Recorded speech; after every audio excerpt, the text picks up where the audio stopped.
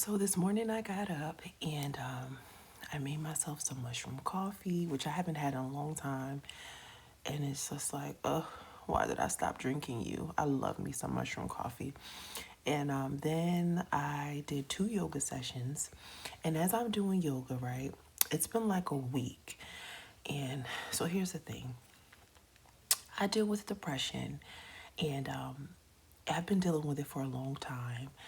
And it hasn't been as bad since I've been out on medical leave, but it's always around my birthday that I just get like all over the place because it's like you start thinking about all the things you've done in your life.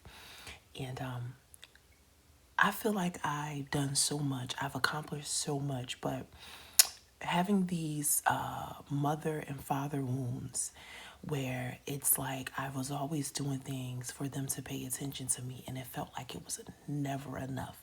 So having those wounds, I still struggle with accepting the fact that you don't need validation from anyone and you are enough.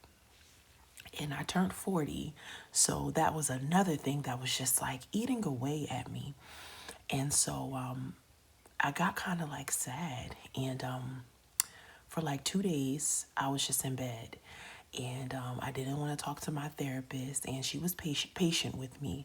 And we finally had a conversation. And she was asking me, like, what are you most proud of? And I drew a blank. I had nothing to say. Now, when we hung up, I had 10 things to say. But in that moment, it was like I didn't have anything to say.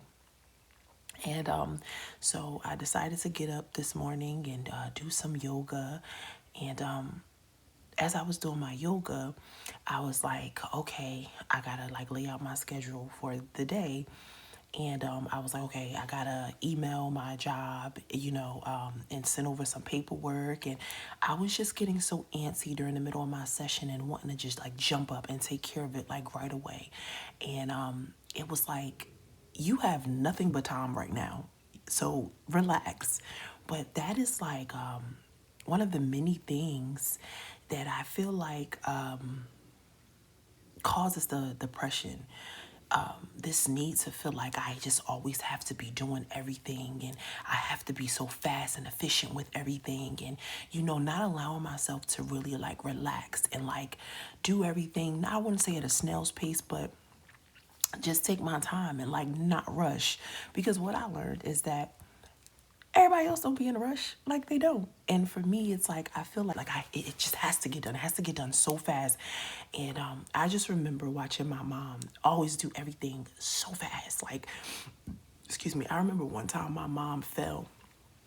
She was I want to say coming from the laundromat, and she was pushing, y'all know them carts, them like old school like rectangular carts with the 4 wheels, and you like push it and you put your groceries in there. We used to put our laundry in there, and my mom was moving so fast and she fell over the cart and she bruised her shin. Always doing everything so fast. This need to do everything so fast. I watched my mom, she babysits my nephew. I watched my mom jump up one day to get my nephew a snack and she freaking fell. Like, fell. My mom is 60 years old. She jumped up, got dizzy, and she fell. And I had to help her up, and I was like, sit down. I got it. But I understand that that's where it comes from. This need to want to do everything so fast. One of the things that I am working on is regulating my nervous system. I never realized how dysregulated my nervous system was. 10 years of therapy. I have been in therapy for 10 years. I have done ayahuasca retreats. I get up almost every morning and I do yoga, I journal, I work out, I do all of these things.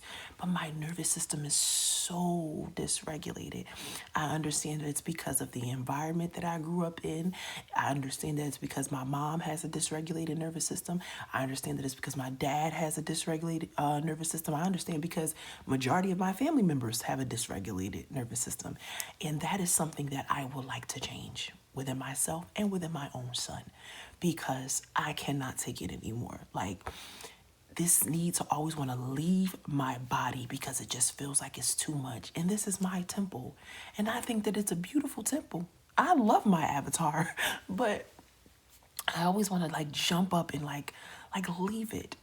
So that is something that I'm going to continue to work on and figure out like why am I always running? Why am I always doing everything so fast? Like why am I always trying to leave my body?